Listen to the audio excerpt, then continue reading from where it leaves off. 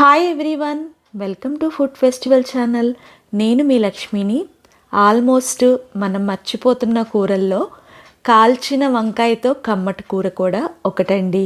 ఇదైతే చాలా పాతకాలం వంట. మన అమ్మలు తయారు చేసే ఈ కూరని వీడియోని ఎక్కడా స్కిప్ చేయకుండా చూస్తే మీరు కూడా చాలా సింపుల్గా ఇట్టే తయారు చేసేస్తారు. దీన్నే నార్త్ ఇండియన్ సైడ్ బైంగన్ కా బర్తన్ అంటారు. చాలా తక్కువ పదార్థాలతో తయారు చేసే ఈ కూర రుచి మాత్రం అమోఘంగా ఉంటుందండి. ఇంకా లేట్ చేయకుండా ఈ కాల్చిన వంకాయ కూరని ఎలా ప్రిపేర్ చేసుకోవాలో చూద్దాం రండి. దీనికోసం నేను ఒక పెద్ద లావు వంకాయని తీసుకున్నాను. ఈ ప్లేస్లో మీరు 2 మీడియం సైజు నల్లటి గుత్తి వంకాయలు లేకపోతే గ్రీన్ గుత్తి వంకాయలు తీసుకోవచ్చు. వీడియోలో చూపించిన విధంగా దానికి ఘాట్లు పెట్టేసి ఇలా నూనెని అప్లై చేసుకోండి. చుట్టూతా ఘాట్లు పెట్టడం వల్ల మనకి వంకాయ బాగా ఉడుకుతుంది. నూనె రాయటం వల్ల వంకాయ ఏంటంటే మరీ నల్లగా మాడకుండా చక్కగా ఉడుకుతుంది. ఇలా నూనెని అప్లై చేసిన తర్వాత దీనికోసం అయితే నేను ముందుగానే వెల్లుల్లిపాయల్ని ఒక 20 వరకు ఒలిచి పెట్టుకున్నాను. ఈ వెల్లుల్లిపాయలు ఈ వంకాయకి ఘాట్లు పెట్టాం కదా, ఒక్కొక్క ఘాటులో ఒక 4-5 వెల్లుల్లిపాయల దాకా పడతాయండి. కొంచెం లోపలికి పెట్టడం వల్ల ఈ వెల్లుల్లిపాయలు అనేవి కాలేటప్పుడు బయటికి రాకుండా ఉంటాయండి. కొంచెం బయటికి పెట్టారంటే ఈజీగా బయటపడిపోతాయి. అందుకని ఇలా అన్ని వెల్లుల్లిపాయల్ని అన్ని ఘాట్లలో దూర్చేసేసి ఇలా రెడీ చేసుకొని పక్కన పెట్టుకోండి. ఇప్పుడు వంకాయని కాల్చుకోవడానికి పుల్కా తయారు చేసుకునే ఈ జల్లెడ్ని స్టవ్ మీద పెట్టేసేయండి.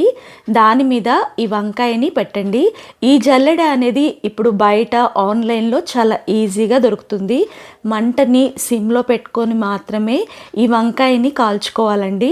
హై ఫ్లేమ్లో పెట్టారంటే మాడిపోతుంది. వంకాయ కాలే లోపల మీడియం సైజులో దోరగా ఉన్న 3 టమాటాలను తీసుకొని టమాటాకి పైన ఉన్న నల్లటి భాగాన్ని తీసేసేసి అడ్డంగా ఒక ఘాటు నిలువుగా ఒక ఘాటు పెట్టుకోండి. టమాటాకి పైన ఉన్న నల్లటి భాగాన్ని తినటం వల్ల క్యాన్సర్ వచ్చే అవకాశం ఉంటుందండి. అందుకని ఎప్పుడైనా టమాటాలను వినియోగించేటప్పుడు తప్పనిసరిగా పైన నల్లని భాగాన్ని తీసేసేయండి. అలాగే దీనికి మనం అడ్డంగా నిలువుగా ఘాట్లు పెట్టడం వల్ల టమాటాలు చాలా త్వరగా ఉడుకుతాయి. వీటికి కూడా చక్కగా పైన చుట్టూతా కింద కూడా నూనెని రాసేసుకోవడం వల్ల టమాటా అనేది మాడకుండా ఉడుకుతుంది. ఇలా అన్ని టమాటాలని కూడా రెడీ చేసుకొని పక్కన పెట్టుకోండి. ఈ క్వాంటిటీకి 3 టమాటాలు సరిపోతాయి. మీకు ఒకవేళ ఇష్టం ఉంటే ఇంకొక టమాటా అయినా వేసుకోవచ్చు. వంకాయ ఉడికిందేమో చూద్దామా. ఒక్కవైపు మాత్రమే ఫ్రై అయిందండి. దీన్ని ఏంటంటే అప్పుడప్పుడు చుట్టూతా ఇలా తిప్పుకుంటూ సిమ్లోనే ఫ్రై చేసుకోవాలి.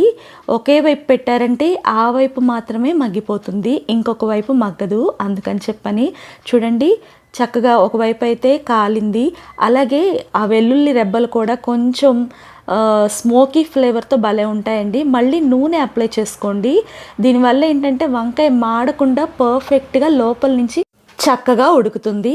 అన్ని వైపులా వంకాయని కాల్చిన తర్వాత వంకాయ కింద భాగం బాగా లావుగా ఉంటుంది కదండి, అది కూడా ఉడకదు. కాబట్టి ఇలా నిలబెట్టి కాసేపు వంకాయని కనుక మగ్గించుకున్నారంటే ఆ కింద పార్ట్లో కూడా చక్కగా వంకాయ అనేది బాయిల్ అవుతుంది. ఇది మరీ పెద్ద వంకాయ కాబట్టి నేను ఇంతలా మొత్తం టిప్స్తో సహా మీతో షేర్ చేస్తున్నాను. అదే నార్మల్ చిన్న గుత్తి వంకాయలు అయితే చాలా ఈజీగా కుక్ అయిపోతాయండి. చూడండి, మొత్తానికి అంతా కూడా చక్కగా మగ్గిపోయింది. ఇంకా దీన్నైతే ఒక ప్లేట్లోకి పక్కకు తీసి పెట్టుకొని చల్లారి పెట్టుకోండి. వంకాయ మగ్గిన తర్వాత ఇందాక రెడీ చేసుకున్న టమాటాలని సేమ్ అదే జల్లెడ మీద పెట్టేసేయండి. అయితే టమాటా మనం పైన కట్ చేసాం కదా, అటువైపు మాత్రం తిప్పి జల్లెడ మీద పెట్టొద్దండి. అలా పెడితే టమాటాలో ఉన్న నీరంతా స్టవ్ మీదకి కారిపోయి స్టవ్ ఆరిపోయే అవకాశం ఉంది. టమాటా అనేది ఒకవైపు చక్కగా కాలినట్టు కనపడుతుంది. అన్ని టమాటాలని రెండో వైపుకి తిప్పి ఆ రెండో వైపు కూడా కాలిన తర్వాత మళ్ళీ ఇంకొక వైపుకి తిప్పి పూర్తిగా వీటిని ఇలాగా బాయిల్ చేసుకోవాలి. ఇలా రెడీ అయిన తర్వాత ఇంకా ఈ టమాటాలని ఇందాక వంకాయ తీసి పెట్టుకున్నాం కదా ప్లేట్, ఆ ప్లేట్లోకి తీసుకోండి. టమాటాలు అయితే చక్కగా సాఫ్ట్ అయినట్టు కనపడుతున్నాయి. పాతకాలంలో ఈ టమాటాలని వంకాయల్ని కట్టెల పొయ్యి ఆర్పేసిన తర్వాత నిప్పులు ఉంటాయి కదా, వాటి మీద కాల్చేవాళ్ళు. వీటినైతే పూర్తిగా చల్లారి పెట్టేసుకుందాం. ఈ లోపల ఒక 2 మీడియం సైజు ఆనియన్స్, అలాగే 5-6 కారం గల పచ్చిమిరపకాయలు తీసుకొని వాటిని సన్నగా స్లైసప్ చేసుకోవాలి.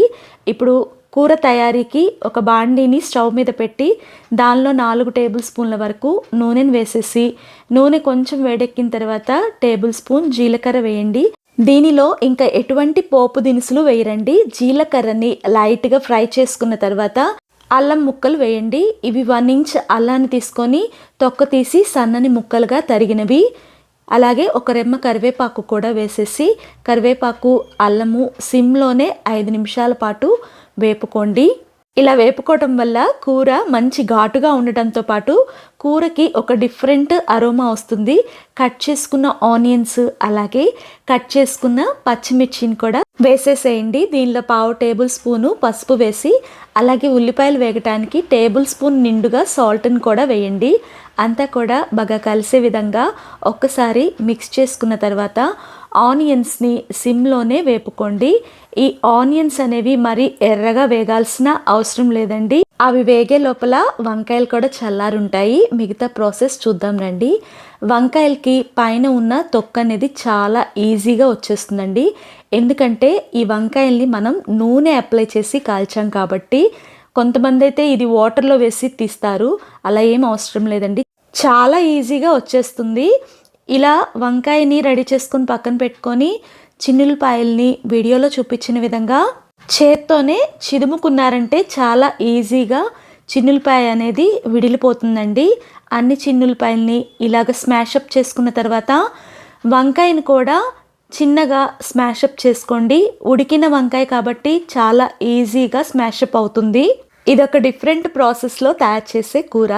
ఇలాగా చిదుముకున్న వాటిని అన్నిటినీ కూడా ప్లేట్లోకి తీసుకొని పక్కన పెట్టుకోండి.